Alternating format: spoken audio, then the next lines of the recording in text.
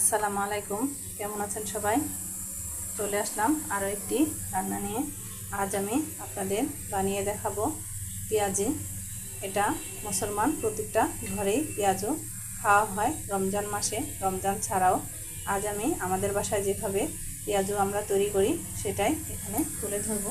এর জন্য নিয়েছি মসুর ডাল, সাথে নিয়েছি কাঁচামরিচ, ধনেপাতা, হলুদ মরিচের গুঁড়া, লবণ, আর নিয়েছি পেঁয়াজ কুচি। দিয়ে দেব কিছুটা বেকিং পাউডার। চলুন তাহলে একসাথে মেখে নিই সবগুলো উপকরণ। পেঁয়াজটা আমি এখানে বেশি নিয়েছি, যেহেতু পেঁয়াজিতে পেঁয়াজটা বেশি না হলে মজা লাগে না। নিয়ে নিলাম কিছুটা ধনেপাতা, দিয়ে দিব কাঁচামরিচ কুচে রাখা। এটা আপনাদের ঝাল অনুযায়ী দিবেন। হলুদ মরিচের গুঁড়া, সাথে দিয়ে দেব পরিমাণ মতো লবণ। এখন একসাথে সবগুলো উপকরণ মাখিয়ে নেব। চুলায় আমি তেলটা গরম করে নিয়েছি। এখন দিয়ে দেব আমার পেঁয়াজগুলো দেওয়ার আগে এভাবে একটু চাপ দিয়ে বড় করে দিলে পেঁয়াজটা ভাজতে যেমন দেখতে সুন্দর হবে, মুচমুচেও হবে। খুব সাবধানে দিবেন যাতে হাতে না চলে আসে।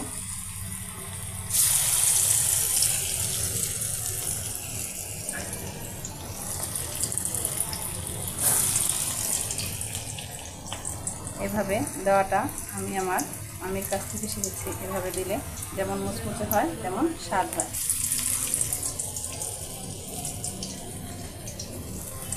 ভাজার পরও অনেক সময় পর্যন্ত মুচমুচে থাকবে পেঁয়াজগুলো।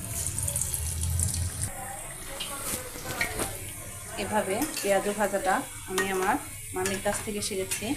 এভাবে আমি ছোটোবেলায় আমাদের বাসায় যখন গ্রামে বেড়াতে গিয়েছিল তখন একবার ইফতার আইটেম আমার মামি তৈরি করেছিল, তখন দেখেছি এভাবে পেঁয়াজও দিতে।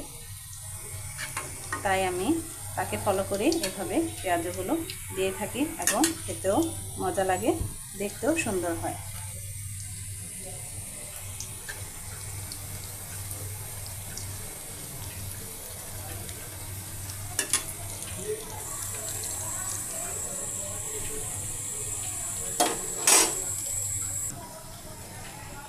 তৈরি হয়ে গেল আমার পেঁয়াজও।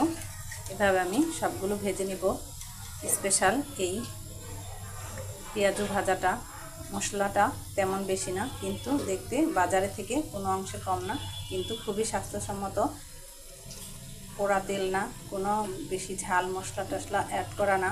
এখানে আপনারা খুবই অল্প মশলায় তৈরি করে দিয়েছি আমার এই রেসিপিটা। আপনারা বাসায় একবার হলেও ট্রাই করবেন এবং খেয়ে দেখবেন আমার এই পেঁয়াজুটা কেমন স্বাদ।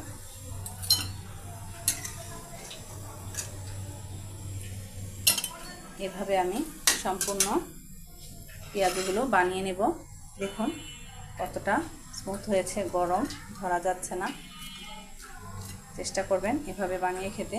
আর আমার কোনো রান্না আপনাদের ভালো লাগলে শেয়ার করবেন। ধন্যবাদ সবাইকে। আসসালামু আলাইকুম।